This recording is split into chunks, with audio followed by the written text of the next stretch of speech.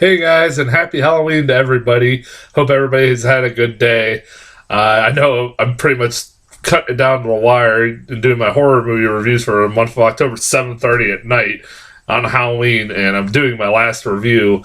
And I have a lot. I have a long day tomorrow, and I have actually a long couple days. So I want to get this review done as soon as possible. And this is probably gonna be a long review. I'm just gonna tell you that right now. So I want to get right into it. So I just got finished watching season one of Creepshow, the new TV series on the streaming horror streaming service Shudder.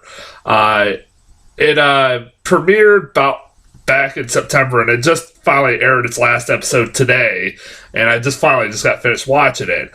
Um, this is actually something special I decided to do that I rarely ever do. This is only the second time I've ever reviewed a TV show.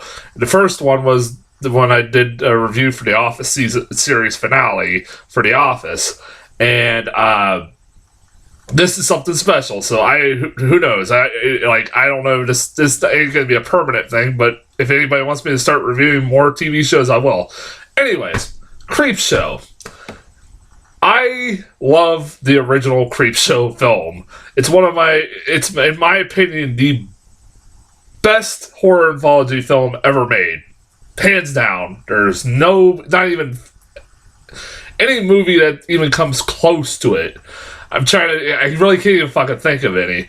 It's why I consider it the best one is simply because it is the only horror anthology movie that I have seen up to this point where every single story in that film was great and memorable. It stuck with you. It had all kinds of different things. It wasn't just the exact same story over and over and over again. It was all different kinds of stories, and they were a lot of fun.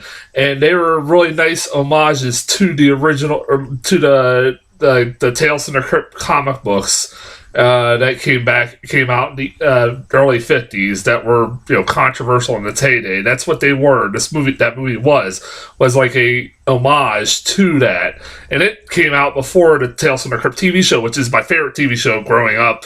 Was Tales from the Crypt. So this. I love Creepshow. Fucking great movie. So when I heard that they were making a TV show, I was like, hell fucking yeah, I'm on board for it. Especially since now we're not going to get that Tales from the Crypt reboot TV show that was supposed to happen. This is about close to the best thing that we were going to get. And I literally had no interest in getting the Shudder streaming service until this came out. And I was like, I like pretty much I'm canceling it right after pretty much I get done with this. I'm pretty much going to cancel it. So, and then when it comes back for season 2, I'm going to renew it. So, what did I think? Being a fan of the original original movie and all, what did I think of the season 1 of Creepshow? I loved it. I was a huge fan of it. I had fun watching this. This is like bringing me back. This was kind of bringing me back to like my childhood and like seeing stuff like Tales from the Crypt. It's like it felt like the closest we'll get to until we get maybe a reboot of Tales from the Crypt to Tales from the Crypt that I've ever seen. This was a lot of fucking fun. I'm not saying it's perfect. The show was not perfect. There were stories that weren't as good as others, but there was never a story that pissed me off. I really, like I said, there were certain ones that worked and there were certain ones that didn't, and it's a mixture. And there's like 12 stories that are told over 6 episodes. There's 2 stories in each episode, and like I said, there's 6 episodes, so there's 12 stories in total. And like I said, you'll have ones that you like, and there's ones you don't like. And a lot of times with the episodes, there's a story that really works, and there's a story that doesn't work. So I've been trying to figure out how I'm going to review this, because it's kind of tricky. So I figure I'm going to try to go episode by episode and try to talk about each story and kind of, give you my thoughts on each story. So that's what I'm going to try to do in the quickest amount of time. The first episode had the story Gray Matter was the first story that aired. and this was a story that was written by Stephen King, and this was like pretty much prevalent. It was pretty much like set the tone for the first episode, and the fact that this first episode showed Creepshow and how good it was and like how effective it could be as a TV show, it also showed some of its flaws in this episode, because this episode's about like it's set during a hurricane, and this kid goes to this convenience store where the sheriff, who's played by fucking Tobin Bell of Jigsaw, from Saw, is playing that sheriff, and he is complaining to them about his dad getting kind of abusive, and he has to keep going to the convenience store to go get him his beer, and he keeps telling them how he's getting worse and worse and worse, and it becomes one of those things. It's like a story that's kind of similar to stuff like The Blob, and without getting into too much spoilers, and it is pretty cool and effective, and it's like pretty much the kid is telling what is really going on, like is narrating what's going on, while Tobin Bell, as the sheriff, is going to investigate also what's going on with this dad. And it's one of those stories like this one and the second story in this episode where it has like a really good build to it. It keeps building and building and building, but it doesn't have a good payoff. Like, I thought the payoff to this was very weak. And the same goes with the second story, which is called The House of the Head, which is one of my favorite stories of the whole season one, where it's about this little girl who has a dollhouse, who has like these figurines of this family, who one day she just discovers there's a severed head in her dollhouse, like a figurine of a severed head in her dollhouse, and it starts haunting this little figurine family, and it's honestly really fucking creepy and effective. That story was one of the most creepy and effective stories. Like, I genuinely was really interested where the fuck, like, with a lot of stories in this show, I was interested where the fuck it was going. And again, like Gray Matter, it doesn't really feel like it knows how to end. It doesn't really have an effective ending. It just kind of ends, and it's just like, well, that was kind of weak. And so when the first episode ended, I was like, it's good. This show shows promise. It's not perfect, and like I said, if they can get around maybe having a little bit more effective endings to their stories, maybe I have a feeling the show will be fine. And luckily, as the show went along, it got better. It fucking did. It got better. Like, with the second episode had Bad Wolf Down, which is like a Nazi exploitation-esque film, where these American troops go behind enemy lines, and they hole up during World War II Germany, and they hole up in the sheriff's office, and they find this girl who something is mysteriously wrong with her, and from the title you can pretty much tell what that thing that's wrong with her is. I mean, it's not only fucking common sense. And also the Nazi general that's in this is played by the guy, basically the guy who was, fuck, I forget, what is his name?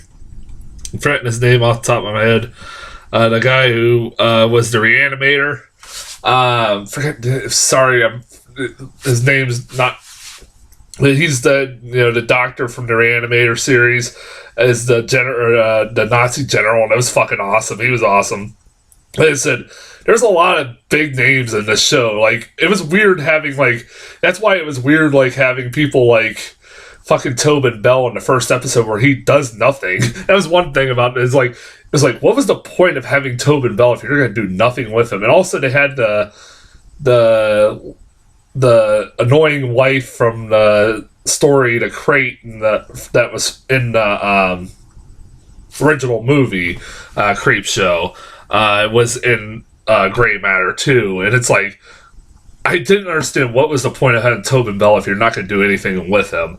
And like at least with like the Reanimator doctor, they kind of had him like have a prominent role. He was like every episode, every story is about like at least 20 to 15 minutes long, sometimes 25. But like they're usually given like a decent amount of length. The second story on the second episode was honestly one of the better episodes too, in that it was called The Finger, and it's a story about a guy who's played by DJ Qualls.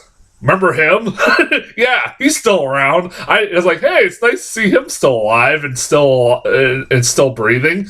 I didn't know he was still around. And he's a guy who collects a lot of garbage, and he finds a severed finger laying on the street. And he decides to take it home, and it starts growing into like a little tiny monster.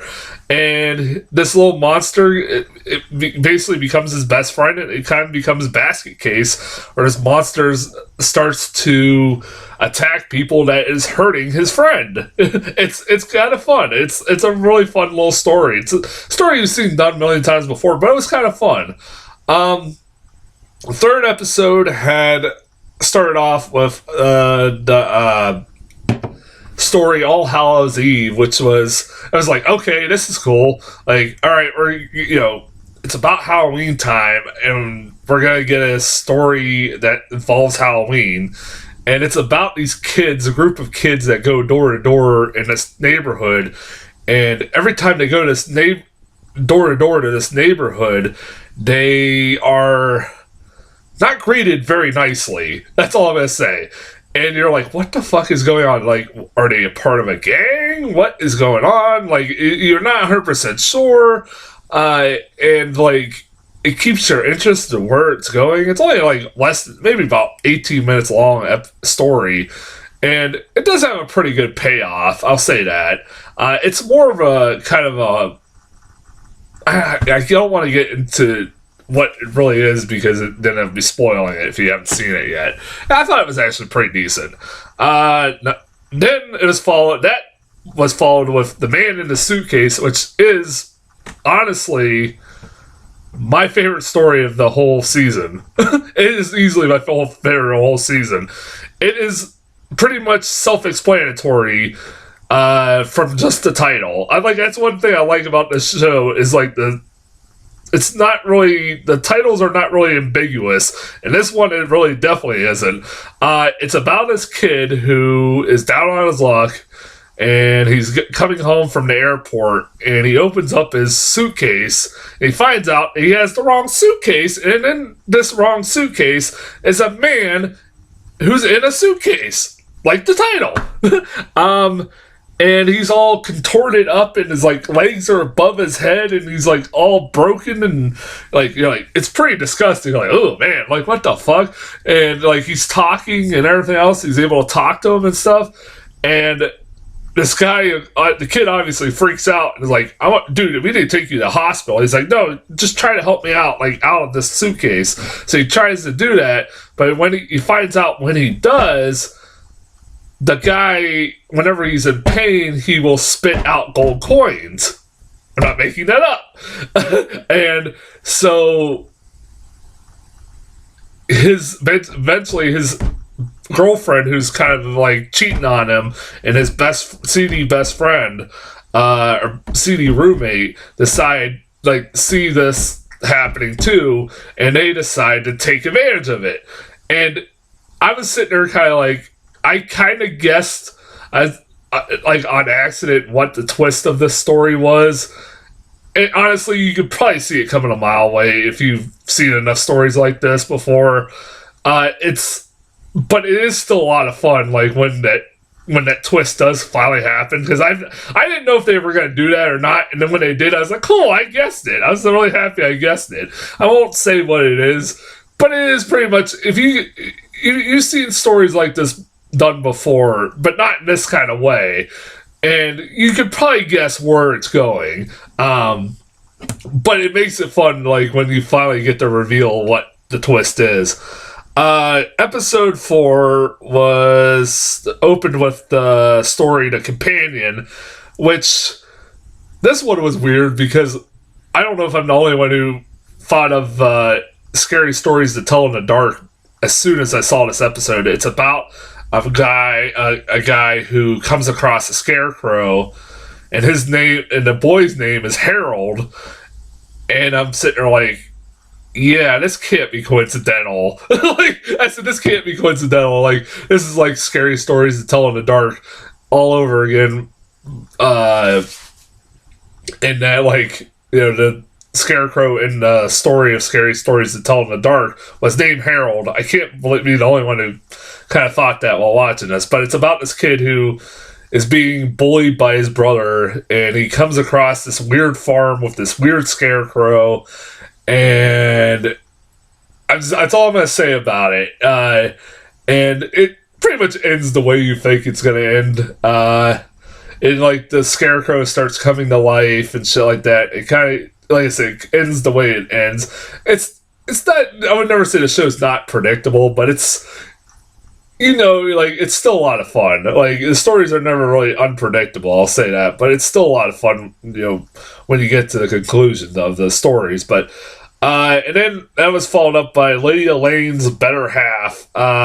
This one felt this story I love because, like, between this and like The Man in Suitcase and stuff like those two stories, they both felt like, this one especially felt like something that would come out of Tales from the Crypt, especially the TV show. It's about this powerful CEO who's this woman who is like a powerful CEO of her company is about to name her successor, and one of the candidates was a girl who's been sleeping with her and having like a lesbian affair, and she decides to pass her up, and they get in an argument, and the CEO accidentally kills her, and so it results in her trying through hijinks to try to get rid of the body. And like I said, it's a story, like, I'm not gonna get too spoiler territory, but it felt like something out of Tales from the Crypt. I love that. I really did love that. Like, that really did feel like something that would come out of Tales from the Crypt. And like I said, what this show was really good was, like I said, when it was doing stuff like this that felt like it came out of Tales from the Crypt. Hurry up. Night of the Paw, episode 5 started out with Night of the Paw, which is basically a spin on the old classic monkey's paw tale that you've been told that's been out there for years. And I really enjoyed this because, like, I love the story of the monkey's paw. If you've never read the short story Monkey's Paw, go fucking read it. It's a really good story. And it's always got a really good moral to it. If you don't know what the story is, like, you know, it's about a monkey. The monkey's paw is like literally a monkey's paw that will grant free wishes to whoever holds it. But it, you know, every wish has its kind of consequences that, you know, are kind of not foreseen. And it's kind of, this story is basically the same thing, where this woman comes into this, or who's like being chased for murdering her husband or something like that, comes into a mortuary where she meets the mortician who's played by that old guy who played the senator in X-Men. The X-Men movies, who was against the mutants, and he basically has already lived out this tale of the monkey's paw, and is basically retelling his version of that story, and it's pretty good. It's really effective acting, and like really pretty fucking good. Only problem with this episode was, towards the end, there's some really bad CGI. I'll say this about this show. For the most part, this show uses a lot of practical effects, and even sometimes like claymation effects, and it looks really fucking impressive. But then when it tries to do some CGI, like in this episode, it's pretty fucking awful. The CGI in this episode was pretty bad towards the end. But I still liked it. Then there was episode that kind of frustrated me, a story that kind of frustrated me. And it's called Times is Tough in Muskie Holler. This is an episode that felt like, this is a story that felt like they ran out of budget and didn't know what to do. So they just basically told most of the story in narration and in like animated form. And it's like, that was kind of lame. And like this episode's like only 15 minutes long and it should have been longer. Like the Monkey's Paw episode's like nearly 25 minutes long. It's like the longest story of all these stories in the season. And like I would have gave a little bit more time to this story just because it's basically like when a story takes place, it's taking place in the aftermath of a zombie apocalypse, and you're seeing like this really fucked up world where David Arquette's in this, another big cameo, big star, is in this, and he's also just in this for no reason. Like, there's no reason for this to be David Arquette or whatever. And yeah, it's not getting too much into it. Like, it felt like there was like this, either they ran out of budget on this story or they ran out of time, or this was a story that could have been expanded upon a lot more. One of my problems with this show is, while I love this show, is that I wish they would just, what they should do is, I know there's a season 2 coming out, what they should do is just like do 12 episodes. Not like 6 episodes with 2 stories. Do 12 episodes. And each episode could be about 30 minutes long. And each story could be 30 minutes. So each story could be 30 minutes long. And because a lot of these stories, including this one, felt like this would have been better if it would have been expanded upon a little bit more and been given a little bit more time. And I'm like, God damn it, this could have been a really good story, but like, God damn it. Like, you're like, this could have been a lot better, but man. Yeah, anyways, didn't get into the last episode, which had a really good story and one of the weakest stories. One of the best stories of the bunch and one of the weakest stories of the bunch. So I guess like it was only fitting that would be the last episode. The first story was called Skin Crawlers, and is easily probably one of the best stories of the whole season. In that it's a story about like this doctor finds this like crazy idea for weight loss, where he finds these like really rare leeches that nobody's ever discovered before, where you attach them to somebody's body and all they do is suck out your fat. Not any of your blood, just all your fat. And you can lose weight within seconds. Like, and it's like a miracle. Like, it's this miracle cure for weight loss that like this guy has discovered. And like, you follow this fat guy who is not really sure about it, but you know, like especially after he sees like what they do and everything else like that, he's like, no thanks, which probably would have been my response too. But then he is kind of given a second chance to do this and make or change his mind. And well, you can probably guess where it's gonna go. Somewhat, you can guess where it's gonna go. It was one of the payoff to it was pretty fun. I love the payoff to this story. Like, you knew probably where it was going, and once you get to the payoff, it was really a lot of fun. I really enjoyed Skin Crawlers. And then it was followed by the Silver Water of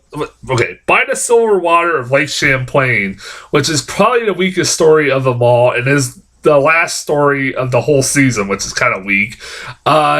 It's basically like this kid's movie, but if it was rated R, also it involved like an abusive stepdad, like and like also it involved fucking Loch Ness Monster. If you take like the Loch Ness Monster and mix it in with like a Disney movie, but also involve a abusive stepdad, if that makes any sense. Because it's about this girl who her dad was obsessed with finding this monster that lives in this lake that isn't the Loch Ness Monster, but pretty much should. You might as well just call it. But her dad died, and this abusive guy takes over and becomes her stepdad, and she's obsessed with finding this monster. And that's all I'm gonna say about it. It's not as good. It was kind of a weak ending to the show. They ended on this story. I would have mixed some, or moved some around so this wasn't the last episode, the last story that you saw for the season, as this was one of the weakest ones. And it's kind of sad because this one is directed by Tom Savini. And I was really excited when I heard that Tom Savini was directing this. I'm like, all right, Tom Savini's directing a fucking Creepshow episode? Hell yeah, man. And then you're like, if you don't know who Tom Savini is and you're a horror fan, I don't even want to talk to you. So I'm not even going to Google him. That's all I'm going to say. I'm not even going to explain who the fuck Tom Savini is if you don't know who he is by now. But yeah, I did like this show. Like I said, good. There's a good and bad, but it is worth watching. You can watch this in a week, and you have Shudder pretty much gives you a 1 week free trial, and you can just watch the show in a week because all the episodes are now on Shudder, every episode. So you can go watch it for free, or even if you want to pay for a 1 month subscription, it's only $5. It's worth watching. Like I said, I enjoyed the fuck out of Creepshow season 1. And there's gonna be a season 2. They just announced yesterday. They're coming back for season 2. So I'll probably do a review when that comes up. If you guys really want me to do a season 2 review, I'll do it whenever it comes. I don't know when it is gonna be. Maybe next year. I really enjoyed fucking Creepshow. It was a lot of fun, and I'm looking forward to season 2 in the future, what they do.